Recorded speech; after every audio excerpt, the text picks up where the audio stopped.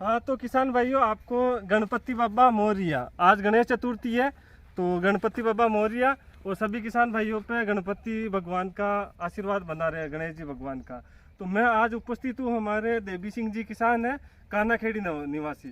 तो अभी वो लौकी तोड़ रहे हैं, तो मैं उनकी गुड़िया है अनीता, तो अनीता से ही डिस्कस करता हूँ और इनके बैंगन पे चर्चा करेंगे। तो अनीता, पहले तो आपका परिचय दे दो।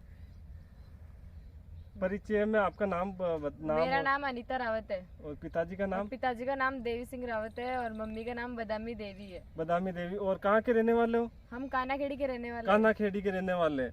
तो अभी आपके जो बैंगन में जो भी समस्या हो रही है ना, वो मुझे बताओ, आपकी क्या क्या दिक्कत है, वो चलते चलते आ जाऊँ। जो भी दिक्कत हो रही है ना, आप दिखाओ, मैं उसका इलाज वो दोनों बताऊंगा। हमारे बैंगनों में ये समस्या हो रही है। इस समस्या को क्या बोलते हैं, पता है क्या आपको? जैसे बैंगन ऐसे हो जाते हैं, ये पेड़ जो इसको जोगी बोलते हैं कि जोगी हो गई है। जोगी हो गया। और ये बैंगन ये है जो लगे हुए। तो इसमें अंतर पता है क्या आपको, क्या है?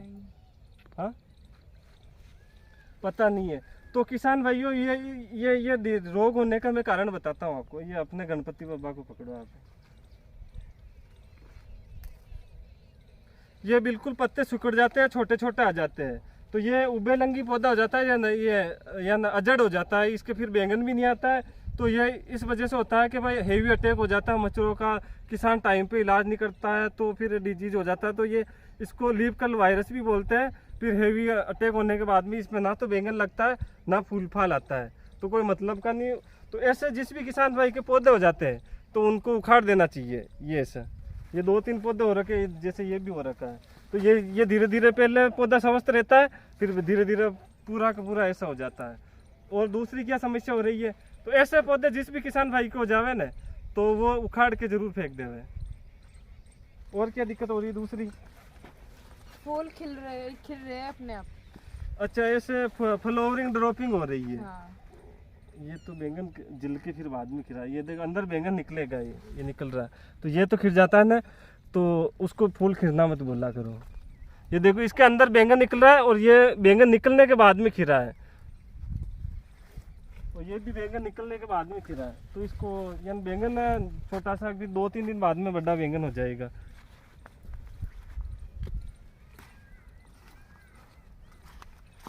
अच्छा, एक ये दिक्कत हो रही है। हाँ, बैंगन में अभी देखो ये फंगस लग रही है, और फंगस लग रही है तो ये सड़ रहा बैंगन इनका है।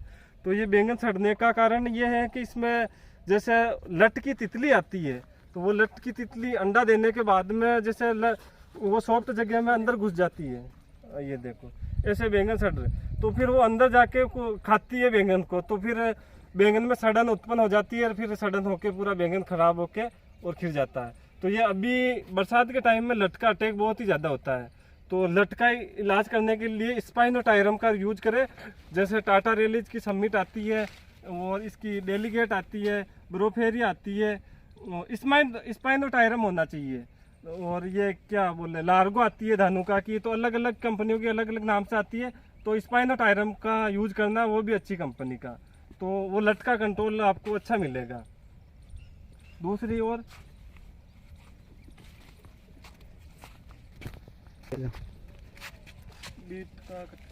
बीट का काढ़ा हो दिया। ये देखो यहाँ पे भी ये स्टार्ट हो गया। तो ये हैवी मच्छर का अटैक, माइट और थ्रिप्स, और एक तो माइट इंसेक्ट होता है, थ्रिप्स होता है, और वाइट फ्लाई। तो वाइट फ्लाई ज़्यादा फैलाने का, ये लीफ कल वायरस होने के बाद में फैलाने का जो काम करती है ना, वो वाइट फ्लाई करती है। तो ये 3 पेस्ट इस रोग के लिए घातक होते हैं।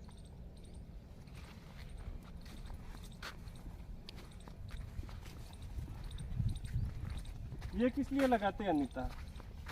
ये नजर लग जाओ। नजर लग जाती है बैंगनों में, इसलिए लगाते हैं। हाँ। तो अपने बैंगनों में नजर लगी नहीं, बहुत अच्छे निकले। कितने निकले? कितनी कितनी थैलियाँ तोड़ी आपने एक वीडियो में? कभी तो 35 तोड़ी, कभी 10, कभी 8, कभी 16 ऐसे निकल रही है अभी कभी 16 कभी ऐसे निकल हाँ। रही है। तो उसका कारण क्या है, इतनी थैलियाँ कैसे निकल रही है? हाँ? एक सेकंड। तो मैं हमारे किसान की बेटी अनीता से जानूंगा कि भाई इनकी इतनी बैंगन की थैली कैसे निकली, कभी 16 निकली, कभी 40 निकली, कभी 35 निकली, ओनली फॉर एक ही खेत में। और तो आप हमारे किसान भाइयों को बताओ अनीता कि हमारे यानी ताकि उनको भी पता चले कि भाई आपके इतनी सारी बैंगन की थैलियाँ कैसे निकली, तो वो अपने किसान भाइयों को बताओ।